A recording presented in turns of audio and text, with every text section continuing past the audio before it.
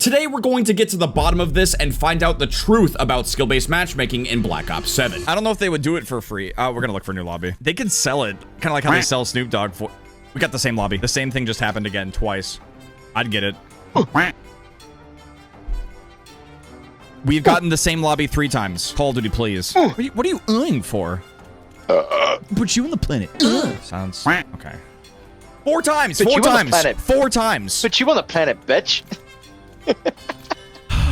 You know, I was going to do an update video on the matchmaking, and this is like everything right here. We've just gotten the same lobby 4 times in a row. So, almost 2 weeks ago, I made a video titled, Did They Lie About Skill-Based Matchmaking in Black Ops 7? Where I decided to test the matchmaking in both the Open Core Mosh Pit playlist as well as the Standard Core Mosh Pit playlist. As a quick refresher, the Open playlists have matchmaking where the skill is minimally considered, while the Standard Mosh Pit has matchmaking where skill is an important consideration, which is basically the typical skill-based matchmaking in newer Call of Duty games. And in that video, I accounted for a number of objective and subjective variables in each match to get a better idea of what the experience was like, not just measuring numbers, but also taking into account what the matches actually felt like. And after I ran my test, my conclusion was that the open matchmaking in the full game is not the same as it was in the open beta, mostly due to the slower matchmaking times in comparison. Now, I will admit that the sample size for the initial video was pretty small. It did just start out as an early test purely out of my own curiosity, but if you guys would like to see an even more comprehensive test of skill-based matchmaking in Black Ops 7, let me know by dropping a like on this video and subscribe if you're new. But even though the matchmaking sample size was small in that video, the whole reason I wanted to test this in the first place was due to the numerous matches I played before even making the video, feeling like something had changed since playing the Black Ops 7 beta. For those who grew up playing Call of Duty during the golden era, you know exactly what I'm talking about. The feeling of booting up the game, looking for a match, and almost instantly loading into a lobby or a match in progress. There was very little downtime, and it's a big part of why Call of Duty was so popular. There used to be very little time wasted, and you would spend most of your time actually playing the game instead of sitting in menus. The responsiveness of the matchmaking made the game feel more alive. When you're stuck matchmaking for a long time, it feels like there's not many people playing the game. It feels like the game isn't popping, and you're left scrolling TikTok instead of getting your kill streaks. And the main reason I'm revisiting this topic is because XclusiveAce recently made a similar video testing the matchmaking in Black Ops 7, although his test was different and had a larger sample size. In a nutshell, he tested matchmaking in Black Ops 7 for Team Deathmatch on his main account and also his bot account, which he uses for testing the game, with his main account having a significantly higher skill level than the bot account. And after testing the matchmaking times and the ping in 10 different games, he discovered that the matchmaking times were slightly faster for the bot account, but the big discovery is that the ping values were also lower for the bot account on average. If you want to see Ace's full video after this one, I'll link it in the description below, but ultimately after watching his video, I felt like my matchmaking experience has not been that far off from his, and it explains why things feel like they have changed since the Black Ops 7 beta. But this is where things start to get really weird. After he made his video, he put out this tweet saying, "Update on yesterday's video regarding matchmaking in Black Ops 7. I've been in contact with Treyarch and they've been looking into the matches I was testing on my accounts. They've reiterated to me that nothing has changed with the matchmaking at all compared to the open matchmaking in the beta. However, they stated the player demographics and playlist selections are very different in the full build versus the beta. So the discrepancy that many of us have had with our experience in the beta versus at launch is most likely due to these factors. This is something I noted in the video as a potential reason for this, and I believe that it's the case after discussing things with them. I'm hoping to see something official come out after the Thanksgiving break, so you don't just have to take my word for it, but time will tell." So, even though this wasn't a public statement from Treyarch about matchmaking, they are confirming on their end, at least to Ace, that nothing has changed with the matchmaking system since the Black Ops 7 beta, and that the player demographics and playlist selections are very different in the full build versus the beta. It is important to keep in mind that the second half of the Black Ops 7 beta was free for everyone to play, and that there were only a handful of playlists to even use for matchmaking. But, in my opinion, I still do not think this excuses how things are working in the full game. This teammate just went 71 to 1. Yeah, ain't no way. YouTube box, bro. I was just sniping.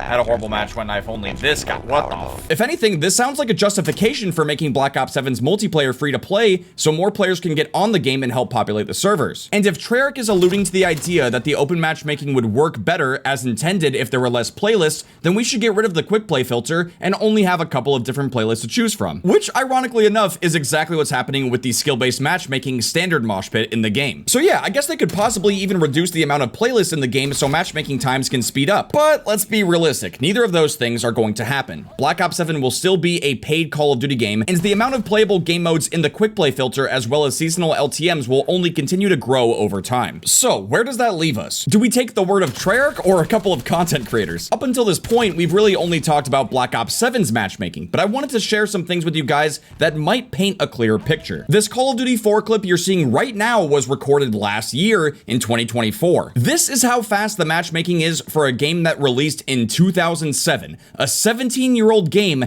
has faster matchmaking than a brand new Call of Duty game. And this is a game with over a dozen game modes to choose from and a player base the size of a small family gathering. This XDefiant clip you're seeing right now was also recorded last year in 2024. This is how long it took to find a domination match last June when the game was still alive and had a decently sized player base. And as you can see, it barely took any time to actually find a match, and it really didn't take that long to load into the match either. And lastly, this Modern Warfare 3 clip you're seeing right now was also recorded last year in 2024. This is how long it took to matchmake, and as you can see, it's taking noticeably longer to find a game than both Call of Duty 4 and XDefiant. This right here has been my experience for quite a while now. Slow, long matchmaking times, even with gigabit fiber internet and an open NAT type. I do want to believe that the open playlists in Black Ops 7 have minimal skill-based matchmaking. I've been having a lot of fun on multiplayer regardless of these findings, and I would like to see the game do well. But the problems and the frustrations, especially with the matchmaking, will only continue to build over time if this doesn't get addressed or if anything doesn't actually change. The reason why limited or no skill-based matchmaking worked in the older Call of Duty games is because of how fast the matchmaking was. If you joined a game and you weren't doing well, or if you weren't having fun, you could easily leave and find a new game very quickly. And that's how things should work in Black Ops 7 with the open matchmaking. But the slow matchmaking times make it harder to want to leave matches. And on top of that, Black Ops 7 also has a new feature where they try to convince you not to leave the match, since you'll lose your match bonus of roughly 3,000 to 5,000 XP, further trying to incentivize players to not abandon matches early. So what is the end game here? It's very obvious that skill-based matchmaking is here to stay, whether it's full strength or limited, and there's clearly a lot of data being collected behind the scenes that fuels the matchmaking outcomes. But still, I think there is a healthy solution to all of this that I think a lot of players would still be happy with. A matchmaking max time limit. I think it would be pretty reasonable for the most popular game modes in Call of Duty games to have a target matchmaking time of 5 to 10 seconds, while also implementing a max search time factor. For example, Team Deathmatch could have a matchmaking goal time of 5 to 10 seconds, with a max search time of 30 seconds before the game bypasses other matchmaking factors and basically just puts the player in a lobby ASAP. This would especially work well in game modes like 10v10 Mosh Pit and the new Skirmish 20 versus 20, which need even more players to start a match, as this could drastically improve matchmaking times for those modes. Look, I'm not asking to remove skill-based matchmaking or even reduce it. At this point, I've just been asking for the matchmaking to be faster so it can be more in line with the golden era Call of Duty games and even the Black Ops 7 beta itself. That feeling of finding matches so quickly and loading into games fast was very satisfying, and I really do hope that we can get back to that in Black Ops 7. Like I said, regardless of these findings, I have been mostly enjoying Black Ops 7's multiplayer. There's clearly a ton of post-launch content coming to the game,